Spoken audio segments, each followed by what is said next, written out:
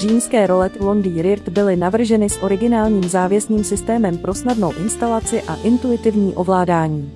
Vybalenou roletu zaaretovanou ve vytažené poloze s nacvaknutými závěsnými úchyty nasaďte na dveřní falc.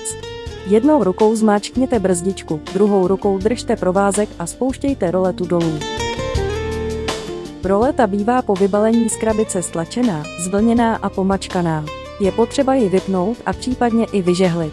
Při prvním použití roletu mírným stlačením obrub mezi prsty vypínejte směrem dolů a v místě tunýlků ji zároveň vytáhněte směrem do stran. Roleta se tak zbaví nežádoucího nařasení a zvlnění způsobeného přepravou v krabici.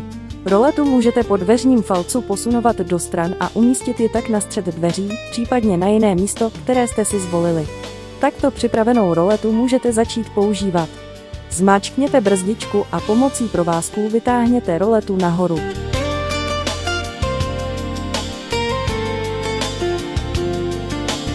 Myslete na bezpečí dětí a ovládací provázky nenechávejte volně viset na dveřích. Smotejte je a vložte do vrchního skladu rolety. Dosáhnete tak zároveň čistého, upraveného vzhledu. Jednou z hlavních výhod římských rolet Londy Rirt je slim provedení. Roleta nemá vystouplý ovládací mechanismus v horní části, který by bránil otevírání dveří nebo oken a poškozoval při otevření ostění nebo přilehlou stěnu. Dveře lze s nasazenou roletou běžně otevírat a zavírat. Roletu můžete samozřejmě spouštět jen částečně, případně ji ze dveří dle potřeby sundat a použít na jiných dveřích nebo uložit do skříně.